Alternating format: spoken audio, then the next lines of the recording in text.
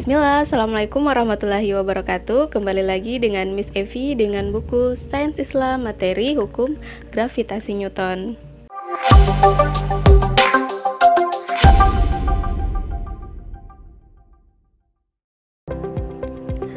Sebelum kita lanjut di pembelajaran yang kedua, terlebih dahulu Bu Guru akan mengingatkan kembali tentang pembelajaran kita minggu lalu. Minggu lalu itu kita sudah pelajari tentang konsep gaya gravitasi. Nah, gaya seperti yang kita ketahui adalah gerakan tarikan ataupun gerakan mendorong. Nah, gerakan tarikan ataupun mendorong tersebut itu memerlukan kontak langsung ataupun sentuhan dengan benda tersebut, tapi berbeda dengan gaya gravitasi. Kalau gaya gravitasi, sekalipun kita tidak menyentuh benda itu, dia akan bergerak sendiri. Nah, contohnya buah kurma. Buah kurma yang jatuh dari pohon itu akan langsung jatuh ke tanah, sekalipun kita tidak menyentuhnya. Nah, kenapa hal tersebut bisa terjadi? Nah, hal ini terjadi karena adanya massa dari suatu benda, dan dia itu selalu menarik objek lain yang memiliki massa. Semakin besar massanya, maka gaya gravitasinya itu pun semakin besar. Namun, berbanding terbalik dengan kuadrat jarak dari antar kedua benda. Dengan demikian, bahwa semakin besar masanya, semakin besar pula gaya gravitasinya, namun kuadrat jaraknya semakin kecil. Nah, itulah yang masuk dalam persamaan gaya gravitasi. Nah, kemudian ada hal yang perlu kita ketahui bahwa gaya gravitasi yang dihasilkan oleh bumi itu jauh lebih besar. Itulah mengapa gerak benda-benda yang ada di bumi itu lebih dipengaruhi oleh gaya gravitasi bumi dibandingkan oleh tubuh kita sendiri. Contohnya saja tadi buah kurma yang jatuh dari pohonnya. Tanpa kita sentuh pun dia akan jatuh sendiri ke tanah. Nah, semua benda kalau jatuh itu pasti akan jatuh ke tanah. Kemudian ada contoh lain, misalkan sekuat-kuatnya kita melompat, pasti kita akan selalu jatuh ke tanah, ya kan? Tidak mungkin kita terbang. Nah, bahkan untuk mengalahkan gaya gravitasi dan meninggalkan planet ini, kita membutuhkan tenaga ataupun teknologi sekuat dan secanggih roket. Nah, setelah mendengar semua pernyataan tadi, Masya Allah, luar biasa sekali ya kuasa dari Allah yang telah menciptakan segala yang ada di dunia ini. Semua ciptaannya itu sudah diatur olehnya, baik yang kita ketahui maupun yang tidak kita ketahui, dan kita itu bisa mempelajarinya di dalam Al-Quran.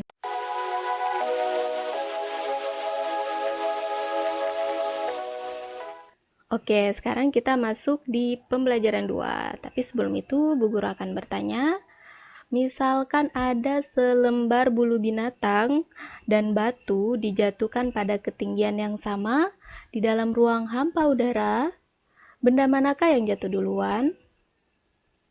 Nah, jawabannya itu bisa kalian cantumkan di kolom komentar, atau jawabannya bisa diberitahukan kepada Bu Guru mata pelajaran fisika kalian. Oke. Nah, sekarang kita langsung masuk saja pada materi kita yang selanjutnya. Oke, sekarang kita masuk di kuat medan gravitasi. Medan gravitasi tersebut merupakan ruangan di sekitar benda bermassa yang masih dipengaruhi oleh gaya gravitasi benda tersebut. Nah, ini adalah daerah atau ruangan di sekitar benda bermassa yang masih dipengaruhi oleh gaya gravitasi. Benda bermassa yang mana itu yang dimaksud? Nah, benda bermassa yang dimaksud di sini adalah bumi. Kemudian, medan gravitasi bumi adalah daerah di sekitar bumi yang masih dipengaruhi oleh gaya gravitasi bumi. Nah, itu kalau misalkan bendanya itu adalah bumi. Oke, kemudian setiap benda itu mempunyai medan gravitasi tertentu. Setiap benda yang berada dalam medan gravitasi benda lain akan mendapatkan gaya gravitasi. Oleh karena itu, semua yang ada di bumi ini telah diatur oleh Allah sehingga manusia menjadikan bumi sebagai tempat tinggal dan tempat berpijak manusia dengan kondisi stabilnya sehingga layak menjadi kehidupan kita semua meski selalu beredar atau berputar. Nah, hal ini sebagaimana terdapat dalam surah Ghafir ayat 64. الله الذي جعل لكم الأرض قرارا والسماء بناء وصوركم فأحسن صوركم ورزقكم من الطيبات ذلكم الله ربكم فتبارك الله رب العالمين. Nah, sekarang kita perhatikan gambar 1.4 di bawah ini. Di sini ada dua gambar. Nah, di sini kita perhatikan gambar yang pertama, itu benda dengan bermassa M aksen ini berada dalam medan gravitasi benda yang bermassa M. Nah, ini adalah medan gravitasinya atau ruang di sekitar benda bermassa M. Nah, dia berada di dalam medan gravitasi yang bermassa M sehingga benda M aksen ini mendapatkan gaya gravitasi sebesar F. Nah, coba perhatikan di sini dia mendapatkan gaya gravitasi sebesar F dengan vektor, besaran vektor. Kemudian pada benda B, jika benda M aksen tersebut tadi diambil dan letak M aksen itu diberi titik P, maka setiap benda yang diletakkan pada titik P akan mendapatkan gaya gravitasi dari benda M. Jadi apapun benda yang kita letakkan di titik P ini akan mendapatkan gaya gravitasi dari benda M. Oke, selanjutnya dari besar gaya gravitasi yang dialami pada setiap benda di titik P, tiap satuan massa disebut kuat medan gravitasi yang diberi lambang G. Ya, lambangnya G atau besarannya G. Sehingga kuat medan gravitasi dapat dinyatakan dengan persamaan G sama dengan F per M aksen, dengan G sama dengan kuat medan gravitasi dengan satuan Newton per kilogram, M aksen adalah massa uji dengan satuan kilogram. Dari persamaan G F per M aksen dan F sama dengan G M1 M2 per R kuadrat, ini dengan kita tinggal masukkan F-nya ini dengan G M1 M2 kuadrat, maka akan diperoleh G sama dengan G besar kali M per R kuadrat. Dengan G itu sama dengan kuat medan gravitasi N per kilogram. G merupakan konstanta gravitasi. Kemudian M massa benda dan R adalah jarak titik ke pusat benda. Oke, jadi ini turunan rumusnya ini diperoleh dari sini ya. Tinggal dimasukkan nilai F-nya. Oke. Saya.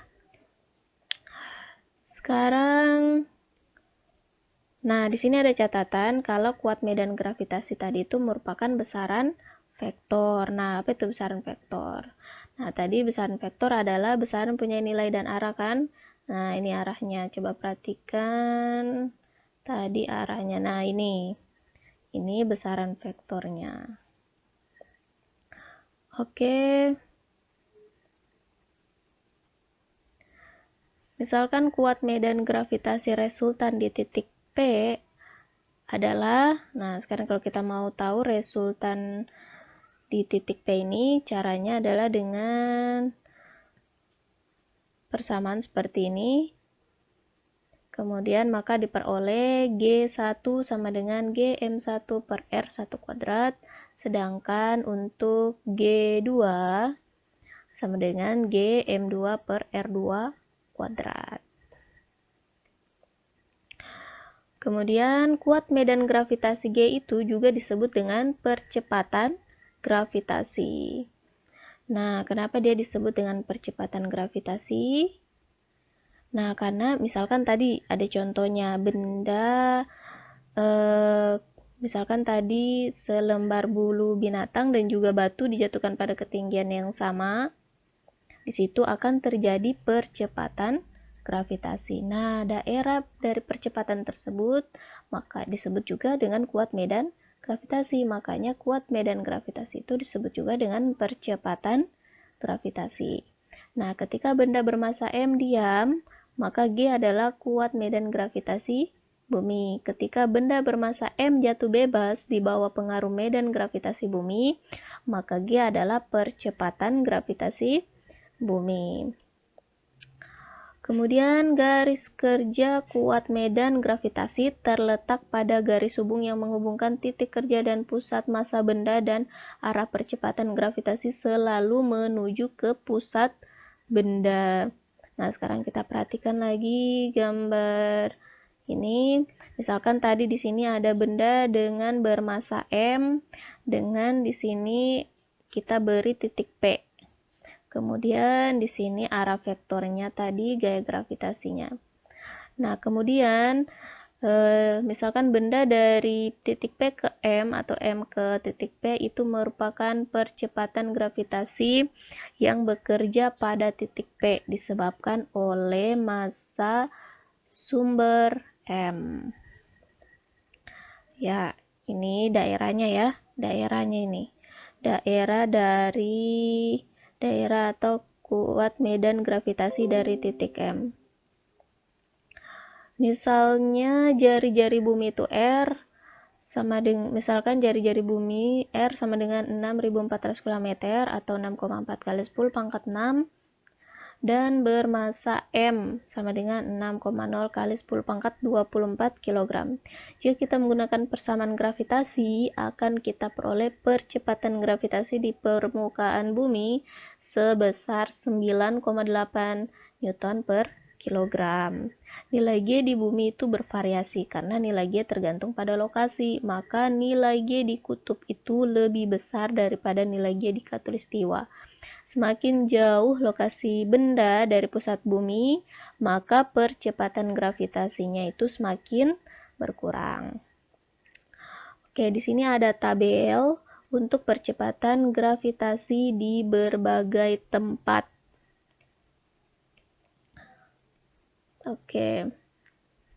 Dari tabel di sini kita perhatikan kutub utara itu mempunyai gravitasi yang lebih besar dibandingkan daerah yang jauh dari kutub ya, misalkan daerah Jawa. Oke, sekarang kita masuk di potensial gravitasi. Oke, potensial gravitasi itu erat kaitannya dengan energi potensial gravitasi, yaitu energi yang berkaitan dengan posisi benda ya. Kita ingat potensial itu adalah berkaitan dengan posisi benda ya. Misalkan energi potensial gravitasi benda yang posisinya sangat jauh dari planet. Misalkan jarak R-nya itu tak hingga dari pusat planet adalah 0. Kemudian dengan kata lain, gaya tarik gravitasi planet pada benda yang sangat jauh dengan R sama dengan tak hingga bisa diabaikan. Roket yang kita luncurkan dari bumi memanjat medan gravitasi planet dan ia perlu meningkatkan energi potensial gravitasinya ke 0 agar ia bisa lepas dari medan gravitasi bumi. Oke. Kemudian potensial gravitasi itu diberi lambang V besar. Suatu titik dalam suatu medan gravitasi didefinisikan sebagai energi potensial gravitasi per satuan massa dari sebuah massa uji kecil yang ditempatkan pada titik itu. Kemudian sekarang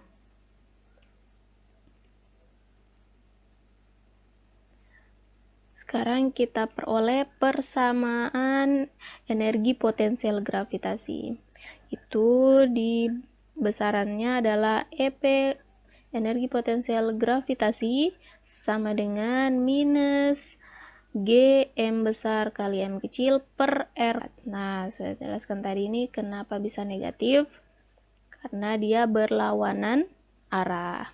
Kemudian dengan M besar adalah massa planet dan M kecil adalah massa uji yang diletakkan pada suatu titik. Kemudian potensial gravitasi V adalah energi potensial gravitasi per satuan massa, sehingga diperoleh V besar sama dengan EP gravitasi per M sama dengan minus G M besar kali M kecil per R dibagi M. Kemudian potensial gravitasi V dekat sebuah planet bermassa M besar diberikan oleh persamaan berikut. Nah, ini persamaan rumusnya ya. Turunan rumus sehingga mendapatkan V sama dengan minus G kali M besar per R. Nah, dari sini tadi M-nya, M dengan M ini dicoret, jadi sisa minus GM besar per R, dengan R adalah jarak titik dari pusat planet. Oke. Nah, di sini ada contoh soal. Nah, tapi untuk penelitian Bu Guru itu sebenarnya Bu Guru lebih mementingkan untuk pemahaman konsep. Tapi di sini Bu Guru kasih satu contoh soal saja ya. Misalkan untuk persamaan matematikanya. Misalkan nomor 1. Sekarang kita perhatikan gambar di samping melukiskan 3 buah benda dengan massa M1 itu sebesar 6 kg, M2 3 kg, dan M3 sama dengan 4 kg terletak pada satu garis lurus. Nah, ini. Kemudian yang ditanyakan adalah tentukan besar dan arah gaya gravitasi resultan yang dialami oleh M2. Nah, ini. Kemudian ini jarak antar bendanya ya. M1 ke titik P yaitu 3 meter, kemudian titik P ke M2 1 meter, kemudian M2 ke M3 yaitu 2 meter. Nah, sekarang kita cari resultan gayanya. Untuk mengetahui resultan gayanya, sekarang tadi kita tahu persamaan gaya gravitasi itu adalah G sama dengan M1 kali M2 per R1 kuadrat. Ini untuk F1. Kemudian untuk F2, G M2 kali M3 per R2 kuadrat. Nah, tinggal dimasukkan nilainya. M1 tadi berapa? 6, kemudian M2 3, kemudian R1 kuadratnya itu 9. Nah, dari mana dapat 9 ini? Ini dari sini ya, 3 kuadrat, berarti 3 kali 3 sama dengan 9. Oke. Kemudian diperolehlah 2G, karena G-nya di sini tidak diketahui nilainya atau tidak dimasukkan nilainya. Ini konstanta gravitasi ya. Kemudian F2 dimasukkan nilainya G 3 kali 4 per 4. Ini coret habis jadi sisa 3G. Kemudian kita lihat arahnya ya. FR sama dengan F2 kurang F1 sama dengan 3G dikurang 2G sama dengan G. Ya, 3G kurang 2G ya G ya. G Newton. Dengan arah FR-nya itu ke kanan. Oke, sekarang kita lihat arahnya ke kanan ya. Oke, di sini ada beberapa contoh soal lagi yang bisa kalian pelajari di buku Sains Islam, materi hukum gravitasi Newton. Nah, di sini ada 4 contoh soal. Nah, untuk minggu ini cukup sekian dulu dari Bu Guru. Nanti kalau ada yang kurang jelas bisa ditanyakan sama Bu Guru melalui WA ataupun bisa ditanyakan Bu Guru fisikanya langsung, atau bisa ditanyakan melalui kolom komentar. Namun jangan lupa kalau kalian sudah menonton video ini, jangan lupa tulis nama lengkapnya untuk bahan Bu Guru, supaya Bu Guru tahu siapa saja yang sudah menonton video ini. Kemudian jangan lupa like, komen, dan subscribe. Oke, see you next time. Wassalamualaikum warahmatullahi wabarakatuh.